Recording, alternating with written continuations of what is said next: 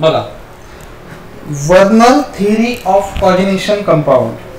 कोणती थिअरी आहे? Werner theory of coordination compound. बघा नावावर पूर्ण काय?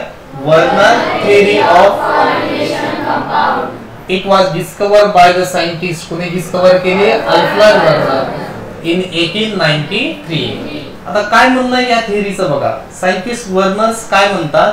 एव्हरी CMA म्हणजे every central metal item show two types of valency किंवा सॅटिस्फाय दोन type of valency. Number 1 is primary and number 2 is secondary valency. मग आता प्रायमरी व्हॅलन्सी जी आहे आणि सेकंडरी व्हॅलन्सी जी आहे यांची डिस्टिंग्विश पॉइंट काय आहे? प्रायमरी व्हॅलन्सी कुठे लिहिल्या जाते? सेकंडरी व्हॅलन्सी कुठे लिहिल्या जाते? आयोनायझेबल कोण आहे? नॉन आयोनायझेबल कोण आहे? हे सर्व डिस्टिंग्विश पॉइंट आपण या दोन थिअरी मध्ये किंवा या दोन व्हॅलन्सी मध्ये डिस्कस करणार. फर्स्ट काय म्हटलं? प्रायमरी व्हॅलन्सीला काय म्हटलं? आणखी प्रिन्सिपल व्हॅलन्सी. बिकॉज ऑफ ही महत्वाची व्हॅलन्सी. फर्स्ट ही व्हॅलन्सी फॉर्म होते. Central metal ion counter ion सोबत पहिल्यांदा ही व्हॅलन्सी फॉर्म करतो. Therefore that is called principal valency. आणि next secondary valency also called काय म्हटलं? Subsidiary valency. काय म्हटलं? Subsidiary valency. त्यानंतर this valency written outside the square bracket. ही व्हॅलन्सी ऑलवेज आपण कालच्या लेक्चर मध्ये पाहिलं की स्क्वेअर ब्रॅकेटच्या बाहेरचा पार्ट जो असतो दॅट इज कॉल्ड, त्याला काय म्हणतात? Counter ion. आणि हा काउंटर आयन काय करतो? प्रायमरी व्हॅलन्सी सॅटिस्फाय करतो. त्यानंतर मग आता स्क्वेअर ब्रॅकेट मध्ये सेकंडरी व्हॅलन्सी जी आहे ती कुठे लिहिल्या जाणार? Secondary inside the square bracket मध्ये. मग आता सेकंडरी व्हॅलन्सी कोण शो करतो inside the square? Very good. कोण शो करतो? लिगँड शो करतो. लिगँड्स हा सेकंडरी व्हॅलन्सी शो करतो. त्यानंतर मग आता आपण पाहिलं की जर आपण ह्या कोऑर्डिनेशन कंपाऊंडला ॲक्वियस मीडियम म्हणजे वॉटरच्या मीडियम मध्ये काय केलं? डिझॉल्व केलं तर याचं काय होतं? आयोनायझेशन होतं. पण दॅट आयोनायझेशन नॉट कम्प्लिटली. ते आयोनायझेशन कंप्लीट होतं का? नाही. या दोन व्हॅलन्सी पैकी एकच व्हॅलन्सीचं काय होतं? आयोनायझेशन होतं. दुसऱ्या व्हॅलन्सीचं आयोनायझेशन होत नाही. आपण काल पाहिलं होतं कोणाचं आयोनायझेशन होत असेल? Primary valency. पोटॅशियम म्हणजे काउंटर आयनचं होतं, बरोबर की नाही? आणि काउंटर आयन कोणती व्हॅलन्सी सॅटिस्फाय करतो? प्रायमरी. म्हणजे प्रायमरी व्हॅलन्सी जी आहे कशी आहे? आयोनायझेबल आहे. आणि सेकंडरी व्हॅलन्सी कशी? नॉन आयोनायझेबल. जेव्हा आपण कोऑर्डिनेशन कंपाऊंडचा स्ट्रक्चर ड्रॉ करतो तर स्ट्रक्चर ड्रॉ करत असताना आपण सेकंडरी व्हॅलन्सी जी आहे ती सॉलिड लाईनने डिनोट करतो, बरोबर की नाही? अशा लाईनने डिनोट करतो. आणि प्रायमरी व्हॅलन्सी कशाने डिनोट करतो? Dotted line. डॉटेड लाईन आपण बघणार खाली स्ट्रक्चर मध्ये. नेक्स्ट आता it is related to oxidation state. Primary valency oxidation state चे रिलेटेड आहे. ऑक्सिडेशन स्टेट म्हणजे in coordination compound how many electron lose by CMA. Central metal ion coordination compound मध्ये किती काय करतो? इलेक्ट्रॉन लूज करतो.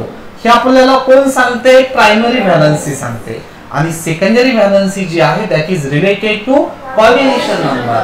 What is coordination number? किती number of coordinate bond form केले लिगँड्सने कोणासोबत? CMA सोबत. That is called coordination number. ठीक आहे. त्यानंतर मग आपण स्ट्रक्चर जेव्हा ड्रॉ करतो तर स्ट्रक्चर ड्रॉ केल्यानंतर बघा बरं इनर स्पेअर आणि आउटर स्पेअर असे दोन स्पेअर फॉर्म होतात. हा जो स्पेअर आहे व्हाईट कलरचा दॅट इज कॉल्ड कोणता? Inner spare. आणि हा इनर स्पेअर जो आहे तो कोणी फॉर्म केला?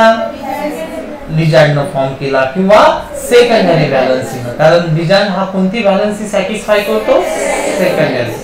म्हणून हा इनर स्पेअर फॉर्म करणारी व्हॅलन्सी सेकंडरी आहे. आणि आउटर स्पेअर फॉर्म करणारी जी व्हॅलन्सी आहे ती कोणती? प्रायमरी. कारण आउटर स्पेअर कोणी फॉर्म केला? Counter ion. That is potassium या ठिकाणी काउंटर आयन आहे. तो आउटसाइड द स्क्वेअर ब्रॅकेट मध्ये नेहमी लिहिला जातो. आणि म्हणून म्हणतात की जो आउटर स्पेअर आहे तो आउटर स्पेअर फॉर्म करतो कोण? काउंटर आयन किंवा primary valency. That is called, यालाच म्हणतो आपण काय? Werner's theory of coordination compound.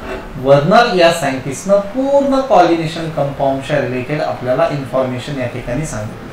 आता नेक्स्ट लेक्चरला आपण डिस्कस करणार आहोत बघा ज्यांनी काय केलं? कोऑर्डिनेट बॉन्ड फॉर्म केला CMA सोबत, बरोबर? कुणी? ज्यांनी कॉर्डिनेट बॉन्ड फॉर्म केला सीएमए सोबत. कुणी फॉर्म केला?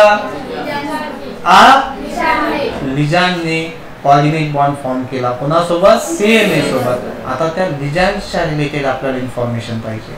What is ligand, which are the classification of ligand, लिजँडचे क्लासिफिकेशन, लिजँडचे वर्गीकरण कसं आहे, इम्पॉर्टंट पॉइंट आहे तो सुद्धा. कारण लिजँड्स जे आहेत महत्त्वाचा रोल प्ले करतात कॉर्डिनेशन कंपाऊंड फॉर्म करण्यामध्ये.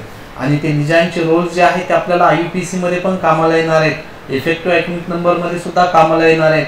आणि structure of coordination compound, that is also called bonding in coordination compounds मध्ये लिजँडचे रोल महत्त्वाचे आहेत. ह्या सर्व गोष्टी आपण नेक्स्ट लेक्चरला डिस्कस करूया. आपण या ठिकाणी आज उद्या आल्यानंतर मात्र तुम्हाला एक काम करायचं. सांगा बरं काय काम असेल? वर्नर्स थेअरी ऑफ कोऑर्डिनेशन कंपाऊंडचे डिस्टिंग्विश पॉइंट प्रायमरी आणि सेकंडरी व्हॅलन्सीचे सांगायचे तुम्हाला. ठीक आहे, थांबूया आपण.